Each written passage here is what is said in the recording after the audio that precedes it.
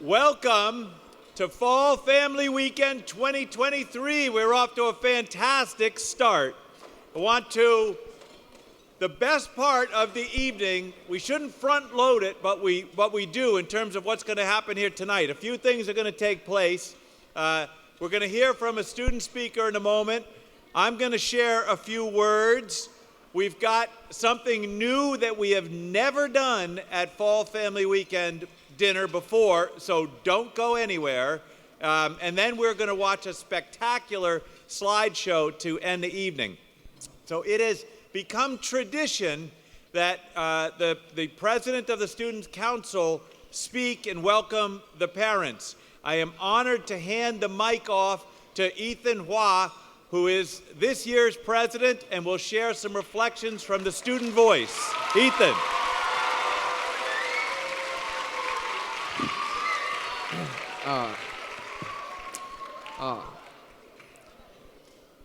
Good evening, dear respected faculty, remarkable parents, and students. First of all, I would like to thank Mr. Williams for giving me this opportunity to talk about my experiences at Rectory, and it is truly my honor to share with all of you one of my best years of my life. Yesterday, when I was chatting with a friend on my phone, he asked me, "Ethan, when are you coming back to school after Fall Family Weekend?" I replied, "I'm not returning home until the 30th of October. At that moment, I realized that I used the word home instead of rectory. And I'm still shocked that I used that word. Reflecting back on my past year, I discovered that rectory has become my second home. Okay, now it's getting embarrassing. I can vividly remember when I was caught by Mr. Williams last fall for attempting to break out of my friend's dorm room window in the early morning. Yes, I was very excited to practice my cross-country running at that time. I was so nervous at the beginning, but soon calmed down. Mr. Williams didn't yell at me harshly. Instead, he was nice and reasonable. He criticized me, but more importantly, told me the importance of following the school rules. He reminded me of my dad, who liked to talk about serious stuff, but later would always give me a warm hug. I guess that is how I become no longer afraid of making mistakes at Rectory, because even the teachers here always teach me to do the right thing instead of punishing me. Even the detention for not following the dress code from Mr. Ames encouraged me to spend half an hour Googling the studying of difference from casual to business casual, from smart casual to business, and informal, semi-formal to formal attire. And yes, in China, I never had to worry about this. I even thought about starting a discussion about the dress code with all the new international Rectory students at the beginning of the school year. And I could imagine Mr. Ames with a big smile on his face saying, "Ethan, it's a great idea." I've been fortunate to get advice from Mr. Williams, Mr. Ames, Mr. Campbell, and Mr. Anderson, and also many other faculty members. And now as a student body president, I want to pay it forward and give advice to the younger students in the audience. We are fortunate to go to a school of kids from all around the world. Whether you're from China, Mexico, Romania, or the United States, you now have a home here in Pomfret, Connecticut. There are times when your peers are in need of help and guidance. If your friends are homesick, comfort them. If they can't solve a math problem, help them. Everyone looking out for each other, everyone supporting each other, is the most important thing in a boarding school. I noticed there are also many 7th and 8th graders who are new to this community, and this might be our first time away from your family and your old friends. Never hesitate to seek out help from the 9th graders around campus, as most of us have already experienced a boarding life. Work hard and love life. And also, Mr. Anderson always tells us in advisory that excuses are easy, work is hard. I agree with Mr. Anderson, but will add that the most important thing is to ask for help when you need it. This is my school, Rectory, a warm community that has helped me to understand what a community truly is and motivated me to support my peers. All the faculty are just like my family. They teach me, help me, they give me the opportunities to improve myself because I know they care about me, and all the other Rectory students. I had never had such a feeling about a school community before. So thank you, Rectory School.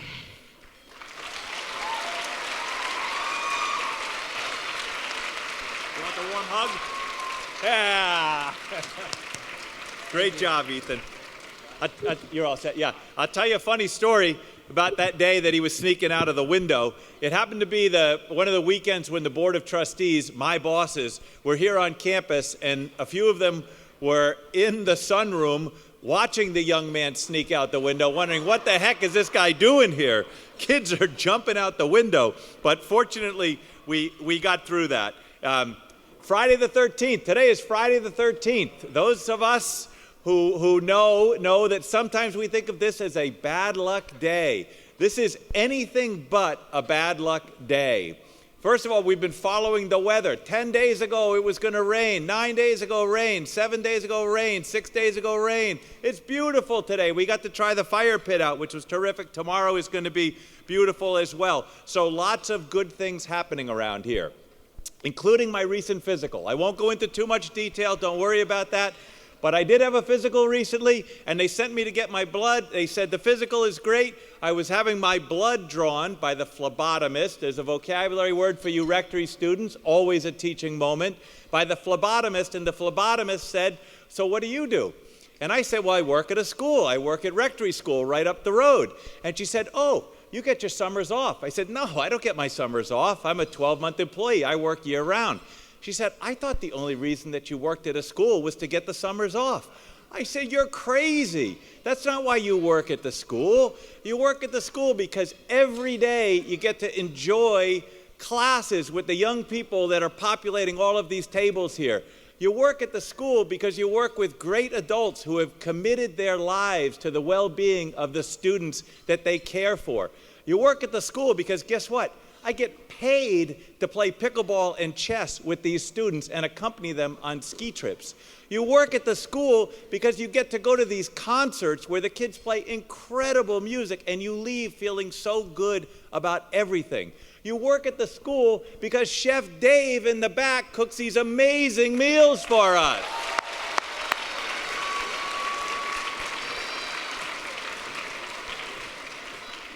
I said a lot more. My blood had been drawn 10 minutes ago and I was still going. So by the end of the conversation, she was thinking about submitting her resume. She said, maybe I made the wrong choice. Maybe you did make the wrong choice. I will say there is no better life professionally than working at Rectory School. I would like to think, and Ethan hopefully helped put you all in this mindset as well, that there is no better life educationally than to be a student here at Rectory School. Our adults on this campus work so hard to make this, Mr. Ames' oft-used phrase, a student-centered experience for these kids. And I think we're achieving great success here. When you think about the work that we're doing with the academic program, more and more we're looking at data so we understand individual students and trends so we can provide the best experience for these students so they grow. We're getting so excited about data around here. I got a phone call from Lisa Hart, our Director of Academics, the other day. I couldn't take it. Sometimes I get nervous when she calls me because it's always important.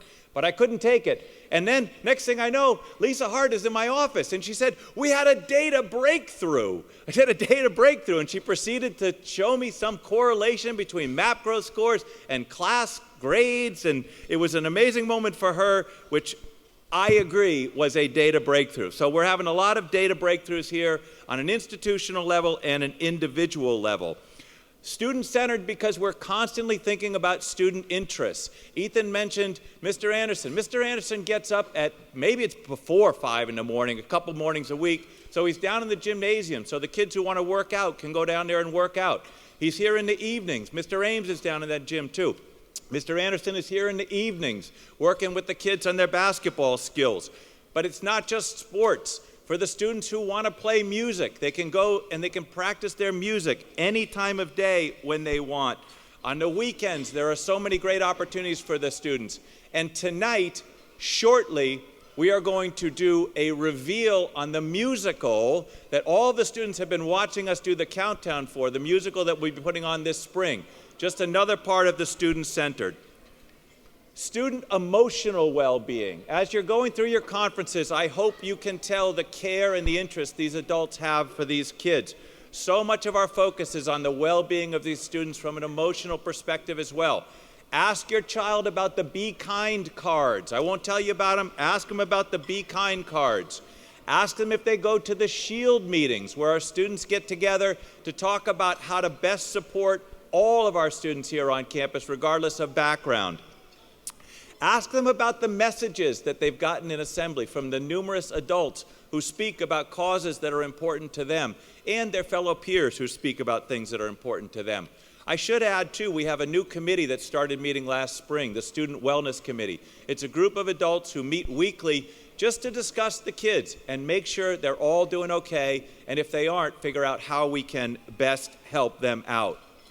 Also student-focused on facilities. We continue to build and enhance the existing facilities we have here to improve the experience for the students. The complaint about Centennial Dorm, the new dorm right across the way that the girls moved into when it was 87 degrees with 100% humidity and everybody was sweltering on this side of the campus, the complaint was it was too cold. I said, girls, don't tell anybody that. Don't say that. Centennial is a beautiful new dormitory. In about a month, downstairs for the next Tiger Woods of the world, we're going to introduce a new golf simulator. So our golfers, there's another interest they can pursue, and that's thanks to the generosity of several families. So we thank you for that, and it's going to be a great addition to the campus. Tomorrow there's going to be a dining hall dedication, and you're all invited to this dining hall dedication in honor of George Groom, a senior faculty member. We continue to make improvements there, not just to the furniture, but to the food options. The Odeum Progress is on its way. You can see the cement pad and the steel beams that will go up Monday, and the gym is coming. A picture is worth 1,000 words, so I'm going to pause for a moment. Actually, I'm going to narrate for you, but Ms. Dubinsky, can you pull up that video? Okay, this happens real fast, and you'll see what's coming. This is the new music rehearsal space that is so needed on our campus so we can take the instruments off the tang. It's built intentionally, so we have music storage. Right now, the instruments spill out on the hallways because we don't have the appropriate space. Even I can make great music in that space, I believe. So we can't wait. This will be opening up in April. If you're coming for Spring Family Weekend, we'll do a ribbon cutting here. We're very excited about this, and there are 6 practice spaces that you don't see. That are inside where kids will be able to go. They're soundproof, they're all environmentally controlled. Now, if you're not a musician, don't worry, there's still something to benefit you. As we speed up these stairs, and wait till you see what we get when we reach the top, we get an extension of the Tang patio, which is going to be a terrific spot for students to go. Isn't that nice? Students to go, do their homework, socialize, play a game of chess, maybe some ping pong. But this will all be available to us come April, and we cannot wait. She's just doing a little mind exercise, that one right there, before getting to her homework. Now we go down to the gymnasium, the last piece on our master plan project created 12 years ago. This is the only one that is not fully funded. Hint, hint. So this starts with some improvements to the front entrance. We build this area out. We really need some more athletic space here on campus with all the teams that we have. So this is an improvement to the entryway, which needs it. It's starting to look a little tired out there. This building has served us incredibly well. But then as we proceed downstairs, we see some of the new pieces. First of all, for those of you who aren't content on the floor, we've got a climbing hall and a fitness room.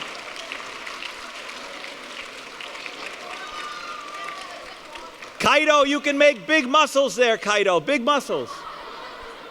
Yes, Kaido. In here, this is a multi-purpose space. We can use it for, karate is actually using it now. It's a place for fitness. We can bring table tennis tables in here. We'll do a lot in there. But this is the real needed piece with all of the basketball teams we've got, the fencing teams. This is a brand new sport court area in here.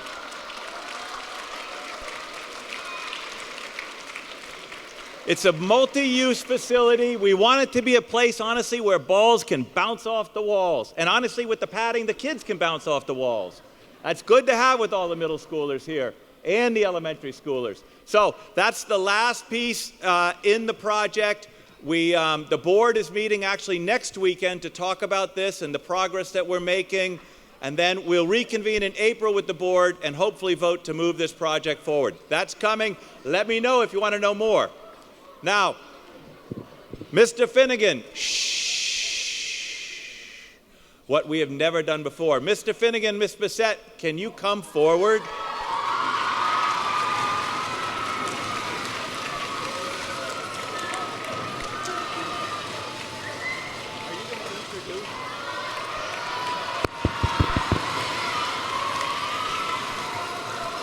So, hang on. For the parents, Mr. Finnegan and Ms. Bissett have this brilliant idea, and they have slowly, this probably started with 12 or more options up here, and they've been slowly peeling them off. This morning we got down to 2. Tonight we do the musical reveal.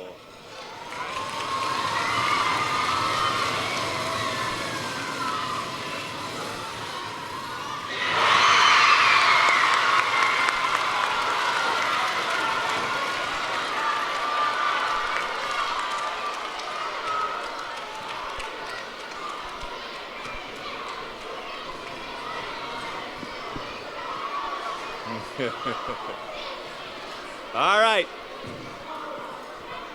Shh. Maya, put your phone away. Shrek it is. So one of the great things about Rectory, and as you can tell, I'm going to keep talking until you submit your resumes. One of the great things is this is a place where we encourage kids to try everything. So as you saw that up there, we've got some natural-born actors and actresses, and we've got some who've stayed on the sidelines.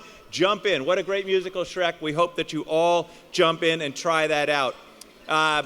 Tomorrow, shh, almost. Tomorrow we've got some more conferences. Be on the lookout for a book, a very valuable book over 100 years in the making. It's the history of Rectory School. Lisa Levesque, are you here tonight? Yes, she is. Lisa Levesque is here tonight. Lisa Levesque, along with one of our board members, have been most responsible for creating this incredible publication, 100, I say voices, memories, years, 100 years, history of Rectory School. Regardless of how much you know about this school, pick this up, flip through it, buy a copy. It's a wonderful history of everything that has occurred here, and well worth the purchase. We are now going to turn this over, show you a video of what's been happening in the last 6 weeks, at least since our boarding families dropped off their children, and even some of the day families may get some surprises.